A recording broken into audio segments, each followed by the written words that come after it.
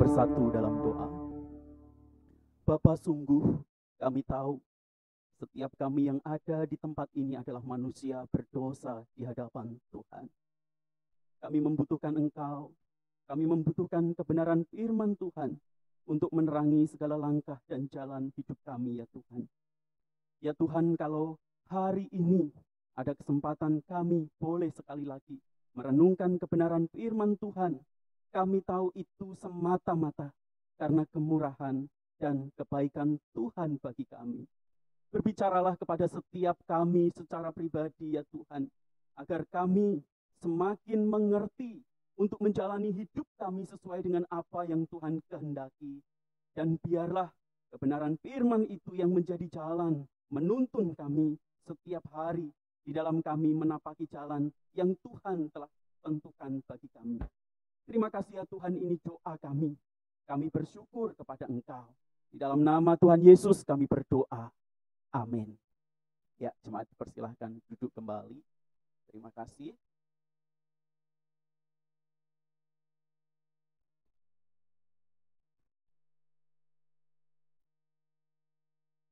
Shalom. Selamat pagi. Semuanya sehat-sehat? Ya, puji Tuhan, Bapak Ibu Saudara yang terkasih. Hari ini kita masih sama-sama akan merenungkan kebenaran firman Tuhan dalam rangkaian surat Roma ya Bapak Ibu. Oke. Tema pada kesempatan hari ini adalah Injil, bukti kemuliaan dan hukuman Allah. Injil, bukti kemuliaan dan hukuman Allah.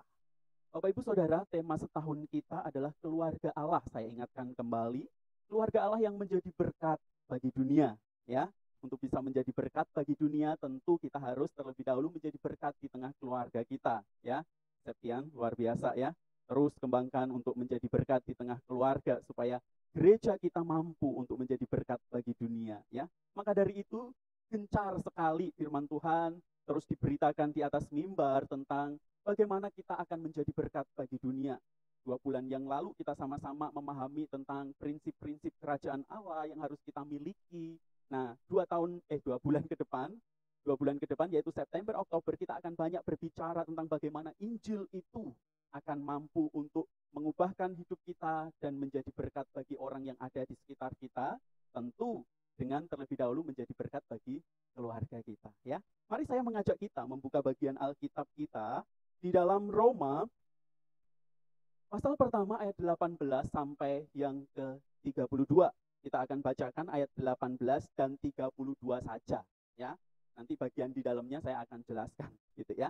Oke, semua sudah dapat Bapak Ibu Saudara yang terkasih? Ya, yang wanita membaca ayat 18, yang pria membaca ayat yang ke-32, ya.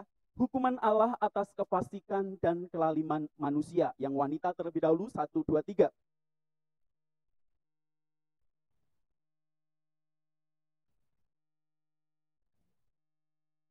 Yang pria silakan.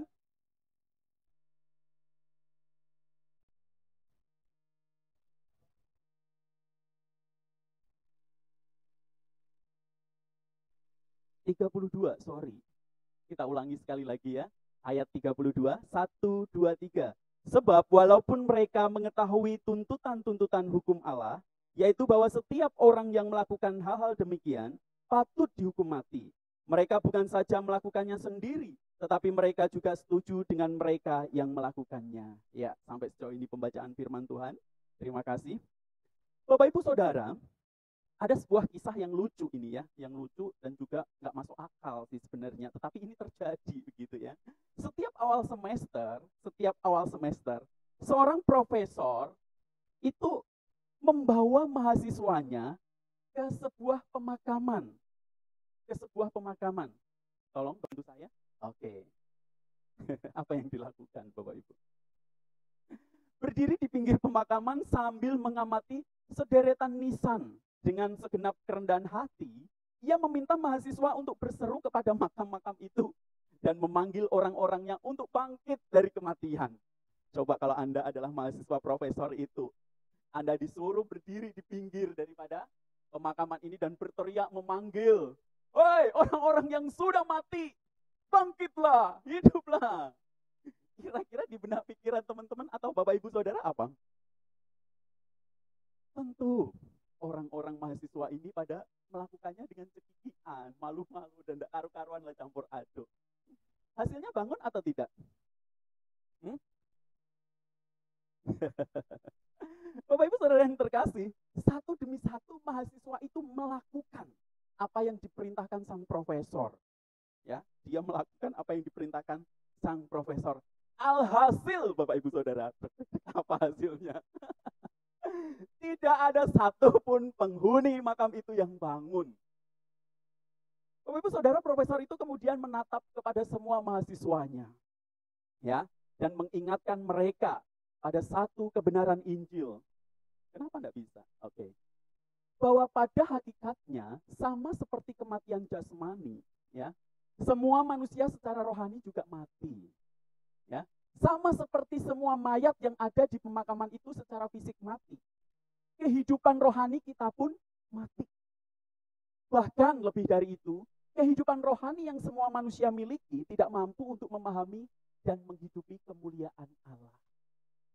Jadi momen itu dipakai oleh sang profesor untuk mengingatkan mahasiswanya siapa kita secara rohani.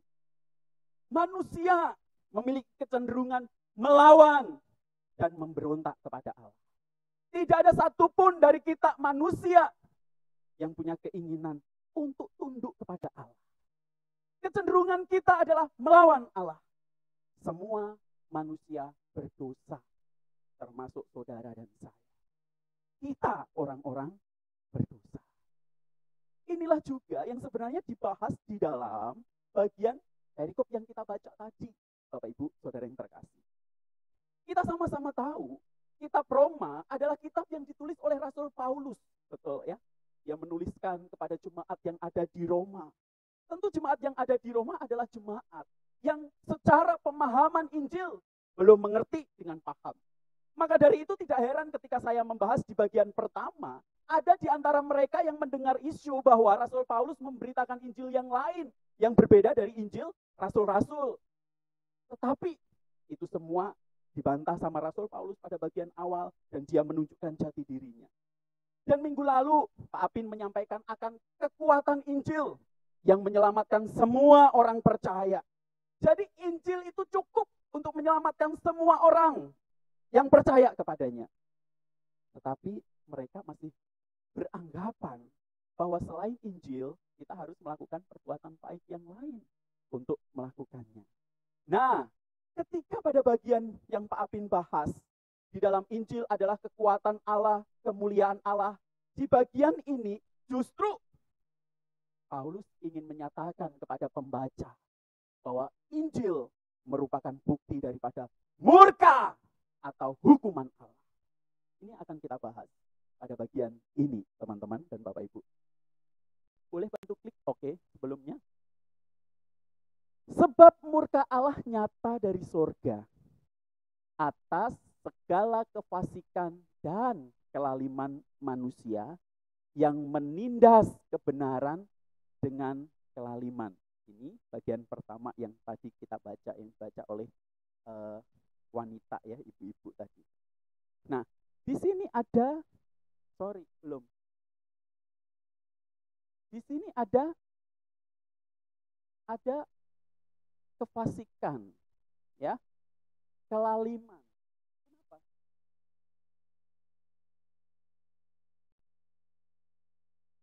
Kefasikan,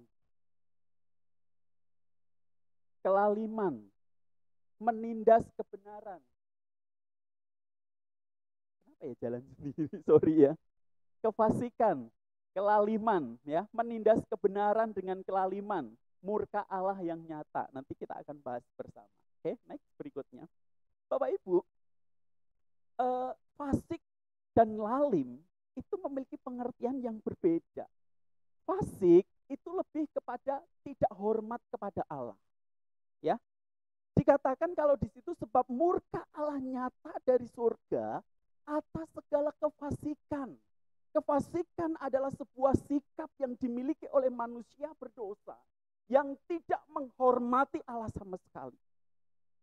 Bayangkan Kita sebagai orang tua saja ketika tidak dihormati, itu kita mau marah begitu ya. Ini Allah loh. Dan itu dilakukan oleh manusia yang diciptakan oleh Dia. Sebuah kondisi manusia yang memberontak kepada Allah. Sebuah kondisi di mana manusia melawan penciptanya. Inilah kefasikan. Ya.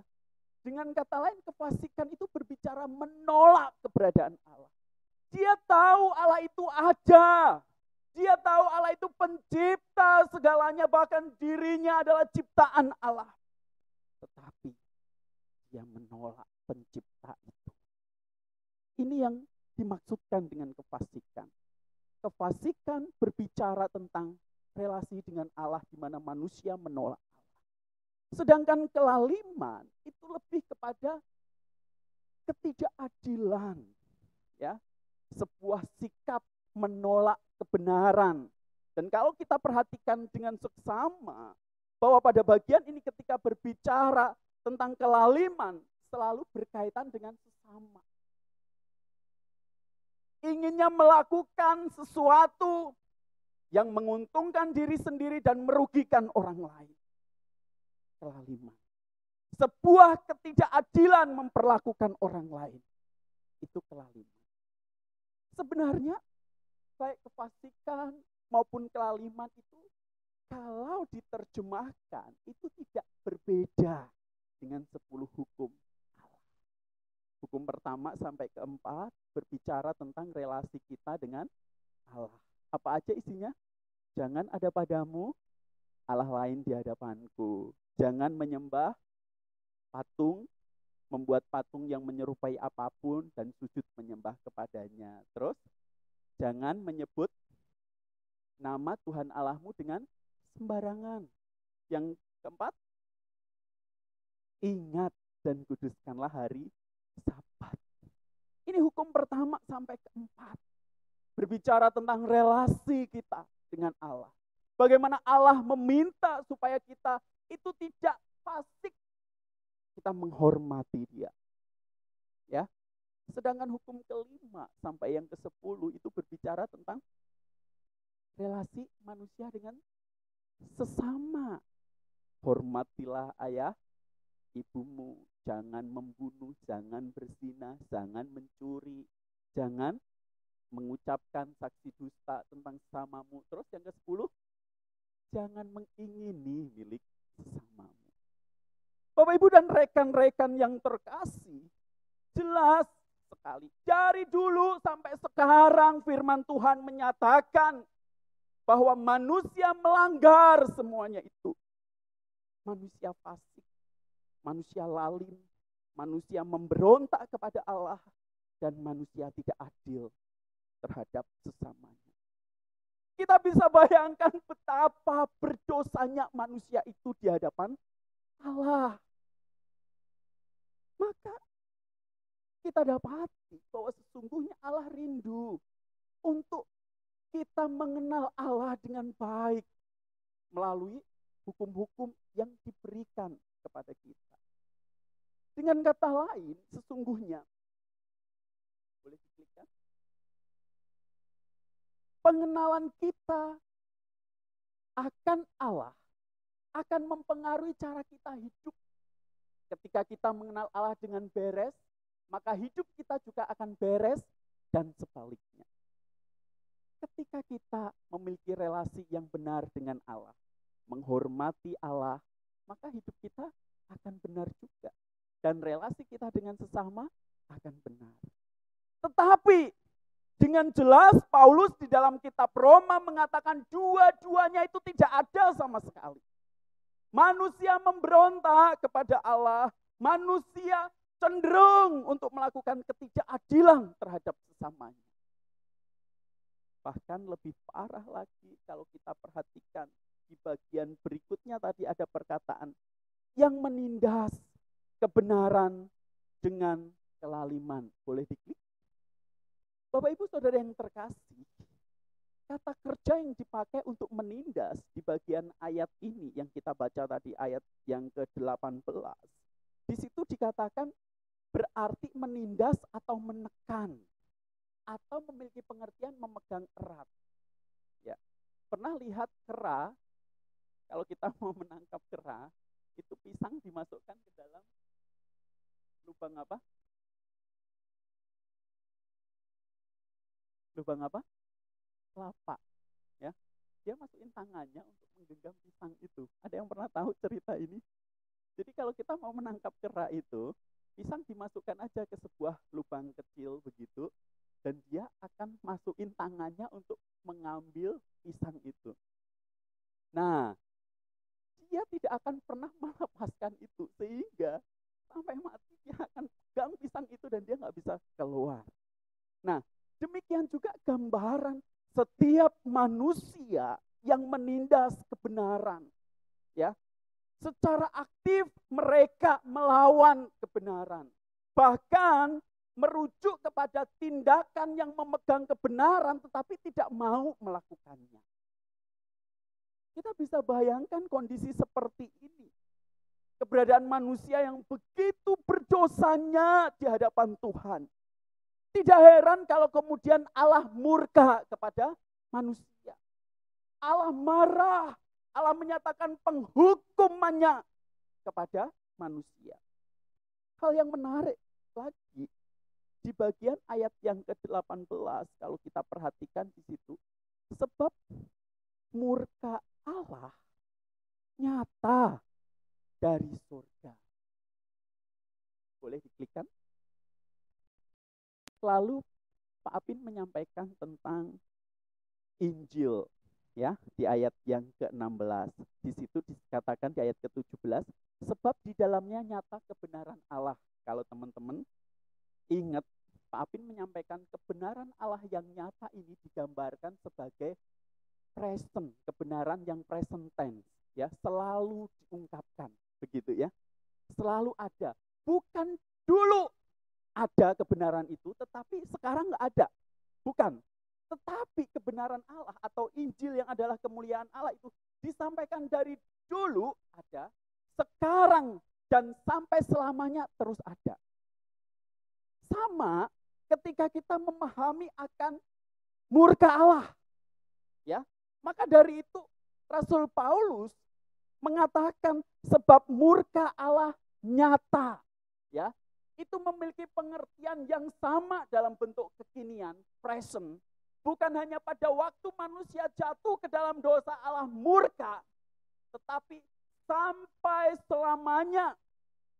Dan puncaknya adalah ketika Kristus mati di atas kayu salib dan sampai kedatangannya yang kedua kali. Ini memiliki makna yang tindakan yang sedang atau terus-menerus berlangsung. Tindakan yang sedang atau terus-menerus berlangsung.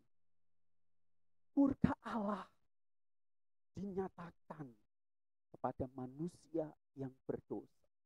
Manusia yang tidak tahu diri di hadapan Tuhan. Manusia yang memberontak dan memiliki kecenderungan melawan Allah. Maka murka yang sama itu diberikan Allah kepada manusia. Sama seperti Allah menyatakan kemuliaannya di dalam Injil, Allah pun juga menyatakan murkanya di dalam Injil. Maka dari itu, Bapak Ibu Saudara yang terkasih, boleh dikit. Injil tidak akan menjadi kabar baik atau kebenaran Allah yang nyata di ayat yang ke-17 tadi, apabila keadaan manusia yang buruk dan terpuruk dalam dosa tidak disampaikan. Ya. Dengan kata lain, Injil bukan hanya berbicara tentang kemuliaan atau kebenaran Allah, namun juga penghakiman atau murka. Ini yang poin yang mau disampaikan. Jadi ketika kita berbicara tentang Injil, kita tidak hanya sekedar berbicara tentang kasih-Nya Tuhan, kemuliaannya Tuhan, kebenarannya Tuhan, tidak. Tetapi di dalam Injil mengandung murka Allah atas keberdosaan manusia yang begitu jahat di hadapan Allah. Bapak Ibu Saudara yang terkasih, kita pun di tempat ini tidak bisa pungkiri. Mungkin kita melihat betapa jahatnya berita-berita orang telah melakukan tindakan-tindakan kriminal dan lain sebagainya. Kita mungkin tidak sampai sejauh itu menunjukkan diri kita membunuh ataupun melakukan tindakan kriminal yang lain, pencurian dan lain sebagainya. Tetapi di dalam hidup kita, kita pun memiliki kecenderungan yang sama meskipun dalam bentuk yang berbeda.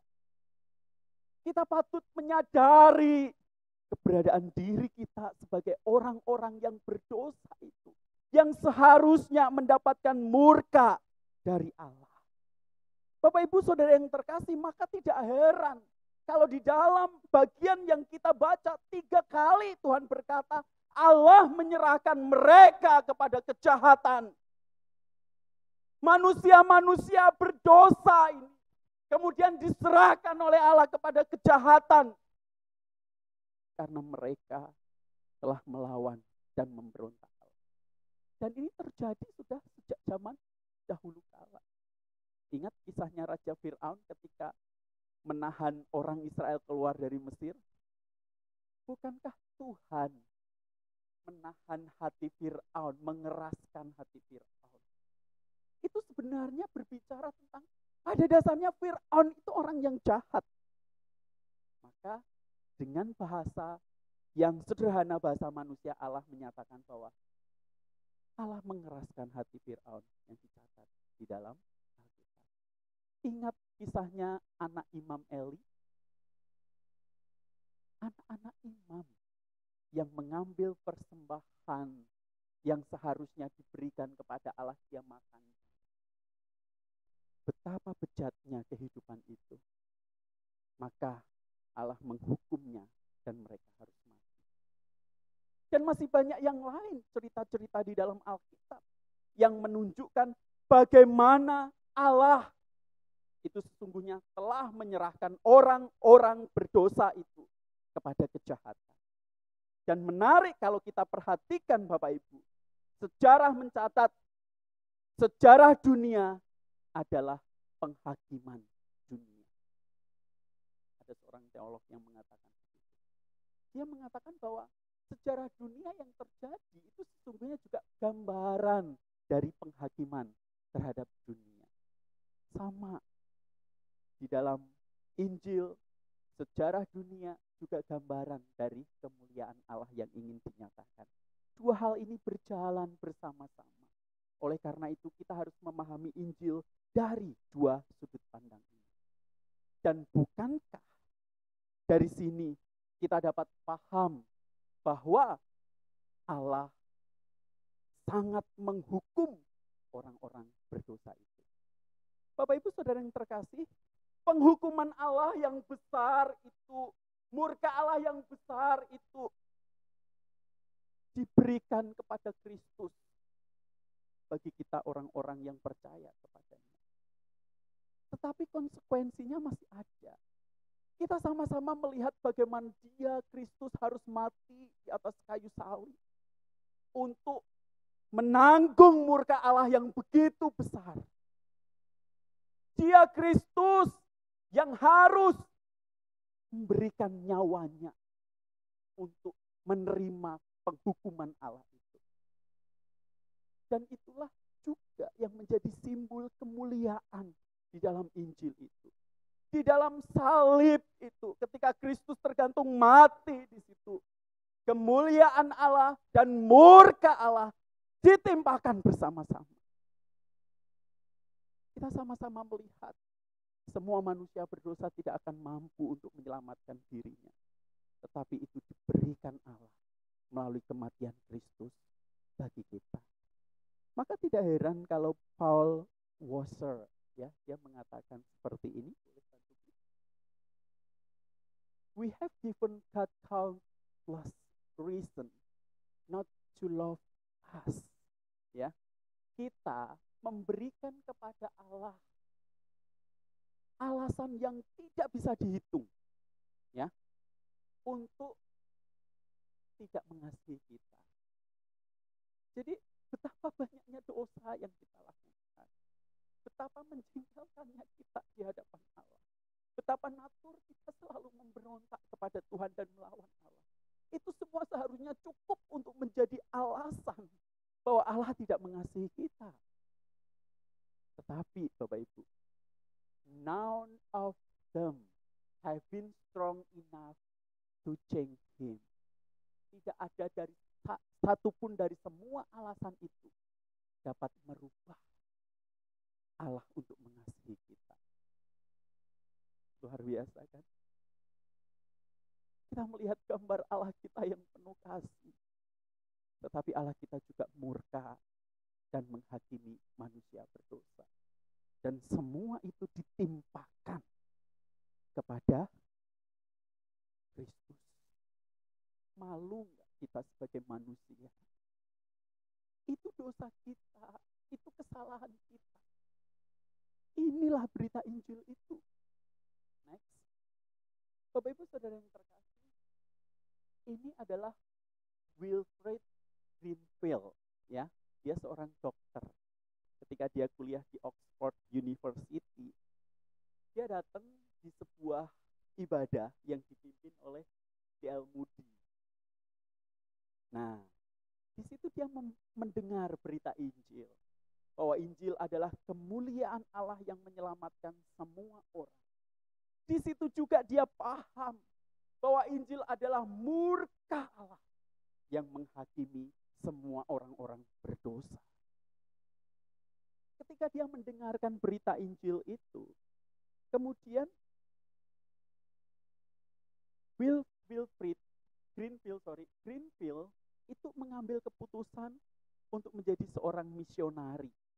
Dia pergi ke Labrador, menjadi penginjil di sana, memberitakan Injil di sana. Seorang dokter loh ya, dia seorang dokter memberitakan Injil di sana.